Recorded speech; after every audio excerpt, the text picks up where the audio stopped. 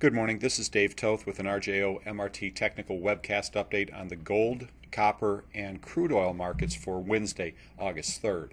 Starting off here with a daily log scale active continuation chart of the gold contract. There's not a lot new here to add technically other than to trail the risk parameter, the minimum risk parameters the market needs to fail below to threaten or defer this secular bull trend. Overnight, this market has posted another all-time high up to 1675.90 and perpetuates the secular bull trend. And most importantly, it defines the Monday low at 1608.20 as the latest and tightest corrective low this market is now required to fail below to confirm a bearish divergence in momentum on a scale sufficient to stem at least the past month's portion of the resumed secular bull trend and to expose a larger degree correction, let alone a reversal lower. In lieu of weakness below 1608, this secular bull trend is intact on virtually all scales. There's virtually no levels of any technical merit above the market that we can look to as resistance. This is always the case at such stages of major trends. In this case, obviously a major bull trend. The only levels of any technical merit whatsoever lie below the market, not above, in the form of recent corrective lows. And until or unless the market breaks such lows, the simple uptrend pattern of higher highs and higher lows remains intact and should not surprise by its continuance or acceleration. From a shorter term perspective, looking at a 4-hourly chart here, and only because of the prospect that Monday's early high at 1634.5 might be the minor first wave of the resumed secular bull trend. A failure below that level would jeopardize the impulsive integrity of this major bull trend. But we think what's likely to happen is that before this market peaks out, if it's going to peak out any time soon, there'll be some corrective bull flag pattern before another round of new highs, and the low end to that pattern will provide us the objective level to trail this shorter term risk parameter too. But that obviously doesn't exist at this point, so a bullish policy remains advised, a full bullish policy, aggressive bullish policy remains advised with weakness below at least 1634 and preferably 1608 required to defer or threaten this view. Moving to the copper market on a daily log scale basis shown here, we've had a very interesting development by perpetuating this week's shorter term momentum failure to levels overnight below the 436.50 low from July 21st. We've discussed as our more important risk parameter in recent updates. The market has in fact confirmed a bearish divergence in momentum that, especially stemming from the extreme upper recesses of this year's range, we believe leaves this market exposed to at least a larger degree correction and quite possibly a significant reversal lower that more than likely would be sympathetic with the very weak stock and equity stock markets reflecting poor economic performance. It's quite possible that this exposed correction will prove to be relatively minimal. You can see the market has retraced 38.2% to the 432.77 area, the 38.2% retrace of this latest phase of the recovery from a $4 low on June 20th up to the 454 high, and still within the context of the prospective up channel. But if the exposed corrective setback is merely a relatively minor one ahead of a resumption of the secular bull trend, we absolutely need the market to arrest this clear and present intermediate term slide with a confirmed bullish divergence in momentum.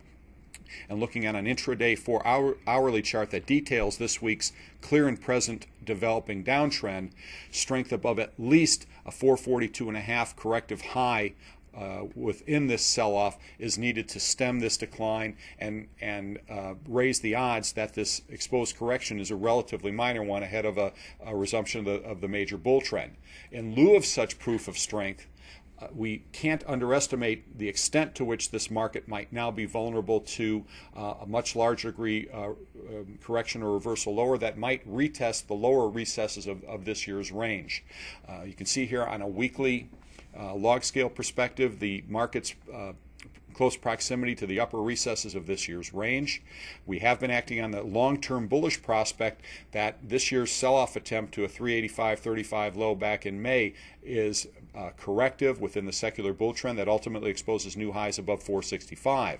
But while that the upper recesses of this year's range remain intact as a resistant cap, and by virtue of this bearish divergence in daily momentum, we've now got to be alert to the prospect that a much more significant, if intra-range setback, lies immediately ahead. And indeed, perhaps this week's outside week is reflecting that, an outside week being a higher high and a lower low than the previous week and a lower close. The last time we had something similar to this was back in April of 2010 that peaked the market out at a 368 high before a pretty significant corrective setback. These issues considered, traders are advised to move to a cautiously bearish policy with strength above at least 442 and preferably a Monday's 454 high required to defer or threaten this bearish count that could leave this market prone to more accelerated losses to at least an area of former resistance, new support around 420, and quite possibly the lower recesses of this year's range below $4, maybe closer to the 385 May 12th low. Finally, moving to a daily log scale look at the crude oil market, and as we've discussed in our recent updates, the momentum failure, the confirmed bearish divergence in momentum certainly defines the 100 spot 62 high from July 26th as the end of the June-July rally.